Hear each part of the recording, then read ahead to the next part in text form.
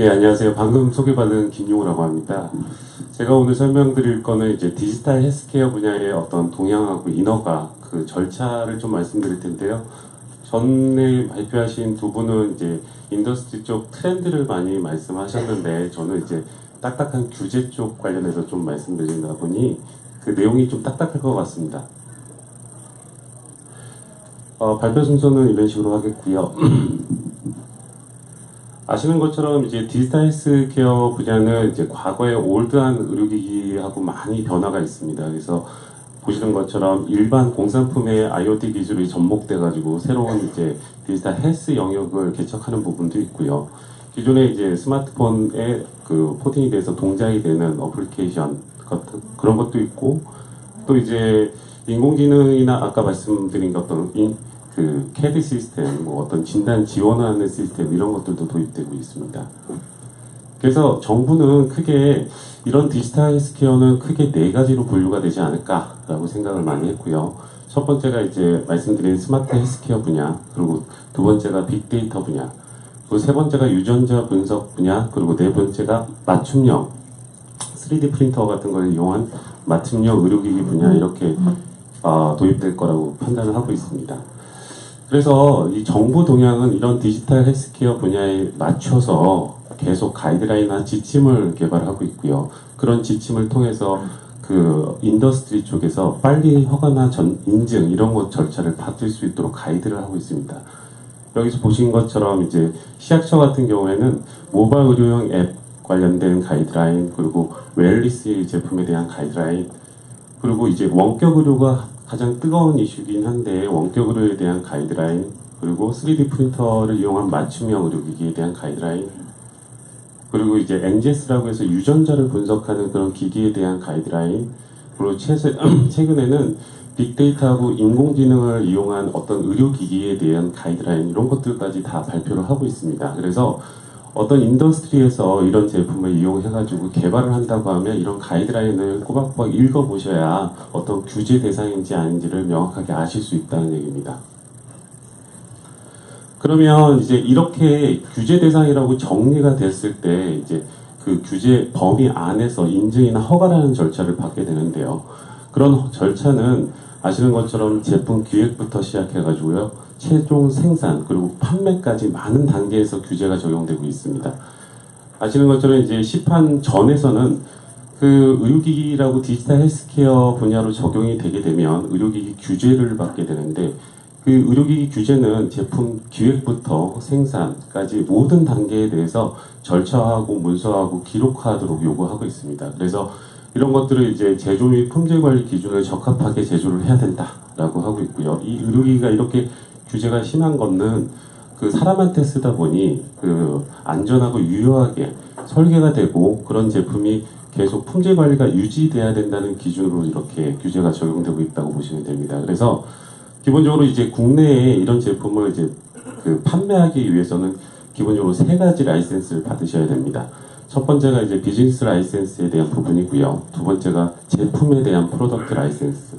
그리고 세 번째가 이 제품과 동일한 품질 관리 시스템을 가지고 있는 상태에서 제품을 생산하는지 이런 KGMP라고 합니다. 그런 걸 그 서티피케이트를 받도록 하고 있고요. 이 세 가지를 만족해야지만 국내 판매 요건을 가졌다라고 보시면 됩니다.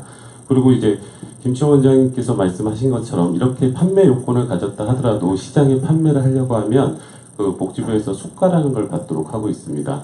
이런 수가를 등록하는 절차가 그 다음 순서가 있고요. 그리고 이렇게 수가를 매겨졌을 때 실제 의료 현장에서 그 제품을 사용했을 때 건보공단으로부터 피드백 받는 페이백 받는 그런 시스템으로 우리나라가 운영되고 있습니다. 그 외에도 수가가 등록되게 되면 디지털 헬스케어 인더스트리에 계신 어떤 산업계 분들은 자신이 판매한 제품에 대해서 끊임없이 부작용이라든지 마케팅 활동에서의 어떤 금지되는 광고라든지 아니면 영업 활동에서의 리베이트 금지라든지 이런 것들에 대한 규정을 잘 준수하도록 법에서 정하고 있습니다. 프로덕트 어프로벌에 대해서 두 번째 이제 제품에 대한 라이센스를 받기 위해서는 시약처에 허가라는 절차를 받도록 하고 있는데 이거는 이제 디지털 헬스케어라고 해서 특별하게 차이점은 없고요. 대신에 이제 공산품하고 차이점이 뭘까라고 생각을 하면 이 공산품도 제품에 대한 안전하고 그리고 유효하게 제품을 만들어야 되죠. TV나 냉장고도 TV도 이제 사용자가 사용할 때 안전하게 사용을 해야 되고 그리고 유효하게 어떤 영상을 정확히 받아들여야 되는데 의료기기도 그런 목적으로 만들어졌기 때문에 사람한테 쓰이도록 만들어졌기 때문에 어떤 치료의 효과나 어떤 진단의 정확성 이런 것들을 확보해야 된다는 겁니다. 그렇기 때문에 공산품하고 차이점이 있다고 하면 이 다섯 번째인 임상에 대한 부분이 맨더토리다라고 보시면 됩니다. 필수적인 임상이라는 건 의무사항이고요. 근데 임상을 하다 보면 그 시간이나 어떤 금액, 그 산업계에서 금액이나 시간을 많이 투자하다 보니까 기본적으로 제품이 기존 제품과 동일하다라는 걸 입증하면은 이런 걸 면제해주는 제기로 가고 있다라고 보시면 됩니다. 식약처에서는 아까 말씀드렸던 그런 제품들에 대해서 허가를 할 때 안전하고 유효한지를 다 입증을 단계별로 하도록 하고 있는데 이런 것처럼 이제 정기 제품이면 그거에 대한 안전성, 누설조율이나 내전압 이런 것들을 다 보도록 하고 있고요. 소프트웨어가 지금 핫 이슈죠. 인공지능이나 이런 것들이 도입됐기 때문에 소프트웨어에 대한 펑셔널 스테이티 그리고 그 소프트웨어다 보니까 유저 인터페이스가 있다 보니까 어떤 사용자가 그 유저 인터페이스를 통해서 어떤 제품을 사용할 때 오류가 발생하는지 이런 유저빌리티 테스트까지 지금 식약처에서는 다 보고 있다는 겁니다. 예를 들어서 이런 것들이죠. 어떤 이제 케라토미터라고 해서 안과에서 사용하는 어떤 제품이 있는데 각막의 그 굴절력을 측정하는 그런 제품이 있다고 하면 그런 제품에 대해서 제품의 특성이 이제 상부 구조하고 하부 구조로 이렇게 나눠져 있다고 했을 때 왼쪽 눈과 오른쪽으로 왔다 갔다 하면서 측정할 때 손가락이 들어갈 수 있는 홈 같은 것들이 있다는 얘기입니다.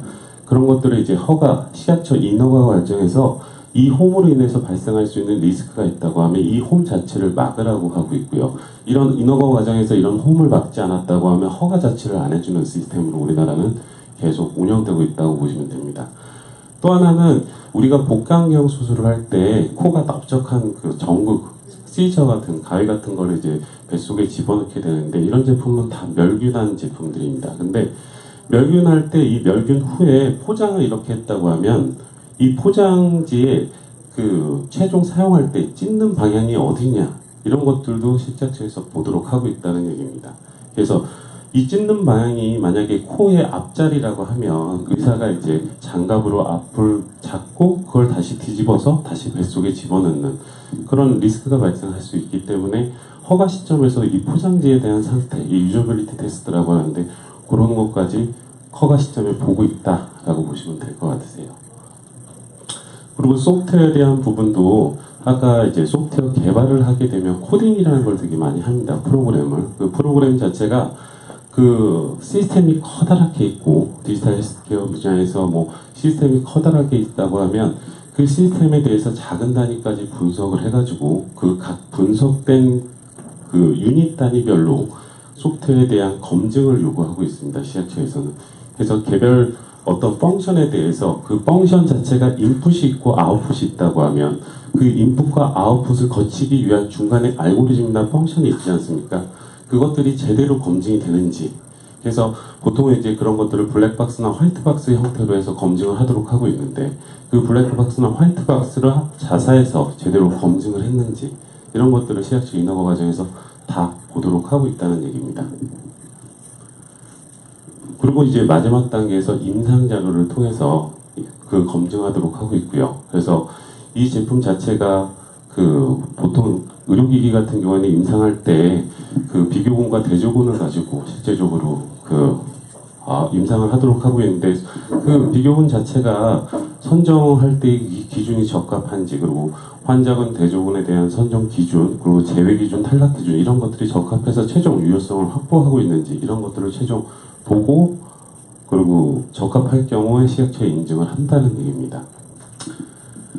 이런 과정을 통해서 최종 허가를 받게 되면 아까도 말씀드린 것처럼 그 복지부나 이런 데에서 수가를 등록하도록 하고 있고요. 그 수가를 통해서 환자한테 그 행위를 하게 되고 그 행위를 통해서 피드백 받는 것들을 그러니까 그 발생한 비용을 환자나 아니면은 공단에서 보상하는 체제로 우리나라는 가고 있는데 디지털 헬스케어 분야는 새로운 분야들이 되게 많다 보니까 이런 인증 시스템이 굉장히 길고, 그리고 보험을 등록하는 수가들도 기간이 많이 걸린다.